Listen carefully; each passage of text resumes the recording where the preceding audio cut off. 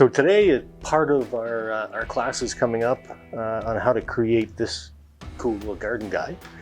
We're going to go through some design aspects, and there's a couple. We'll do one part here in the drafting room, and then we'll go to the shop and we'll do one part directly onto the wood itself. Now, these guys are actually pretty easy to do, pretty easy to carve up. They're a perfect carving for beginner carvings, and for those who just want some ornaments around the yard, some pretty cool stuff. Now, I put this on just so I can hang it on here so you can see it, but they're designed to stick in the ground. Completely made out of cedar, so it's going to last years, finished off in a marine varnish, and away it goes. Okay, so get right to it.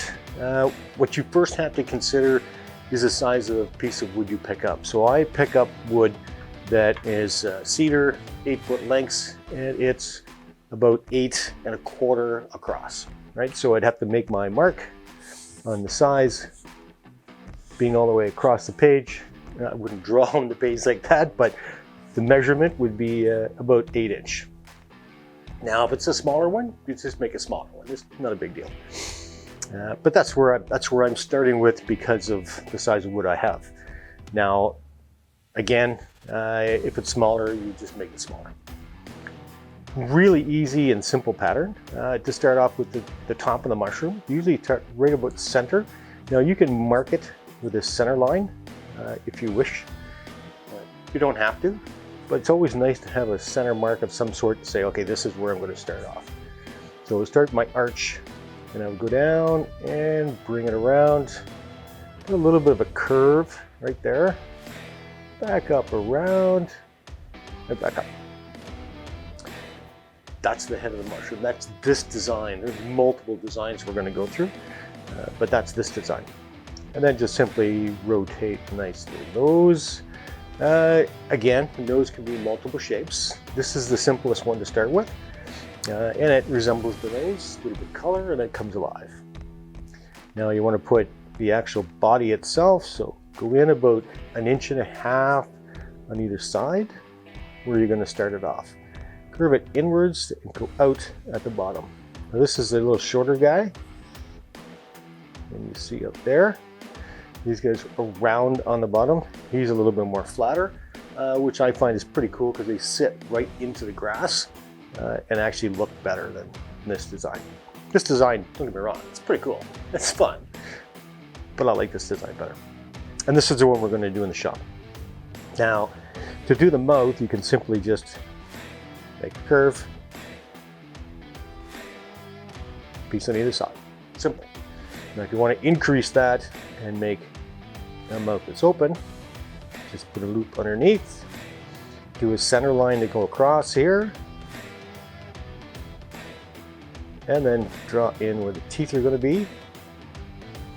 Now, you don't need a lot of detail. This is just where you're going to be making your cuts. And we'll see, when you do teeth, you'll see that you'll have to round off the top edges of the teeth itself. So you can see here to give it that effect. And there's everything from mustache, curls up,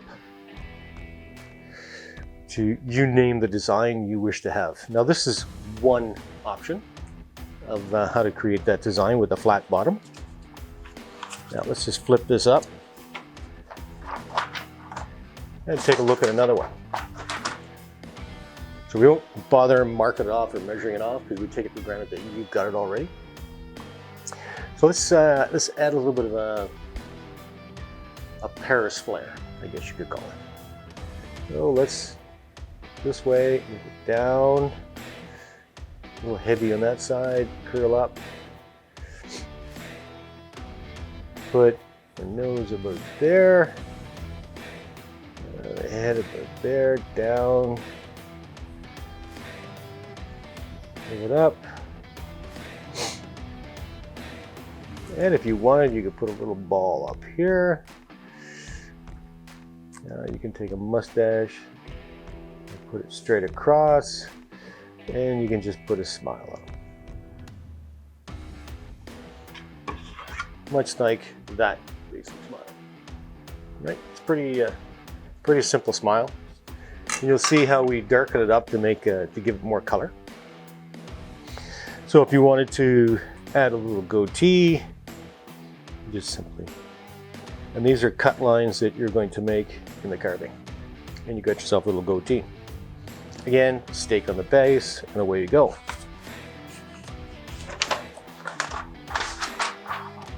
Now if you want to make it more of a country flavor to it, simply mark your page out again, the size dimension you want to use, and let's make a cap,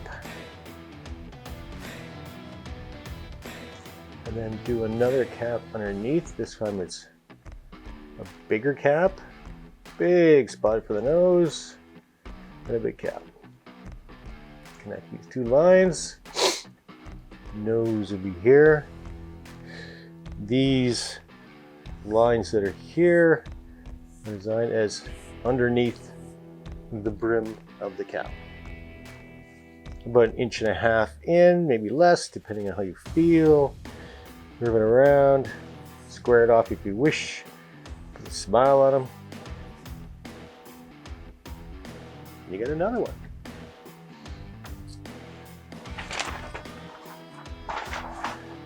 So just a quick recap. The main thing is make sure you've got the dimension size of the wood you're going to use. Create your hat. Make sure you've got a little arch here.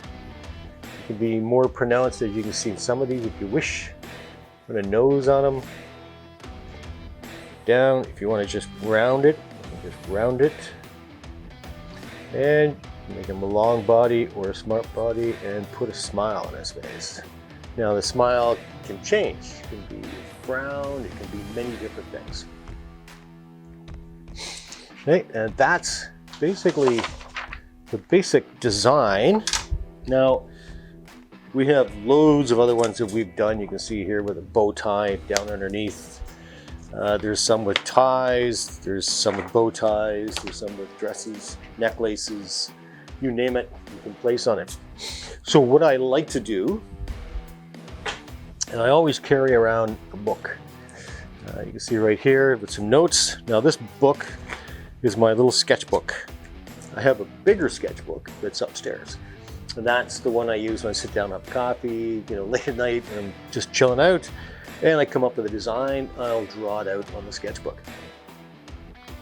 As you can see right here. So the design is really quite cool. You can make multiple designs. Like I said, that's what I do when I sit down and sketch it up. I've always recommended that people do that. Have yourself a little sketchbook. The sketchbook doesn't have to look pretty when you sketch it out. It doesn't have to be like Michelangelo sort of thing in the 16th chapel marked in the book. It can be simply just scratch and chicken scratch and a little bit of writing and acknowledgement of how to build it, what you have to do to create it. And that's only for you to use anyways. It's not for anybody else. All right? So these are the designs we're going to start to work on. And we'll head off into the shop and start transferring this pattern onto wood and get at it and start carving it up. Thanks for coming out. See you in the shop.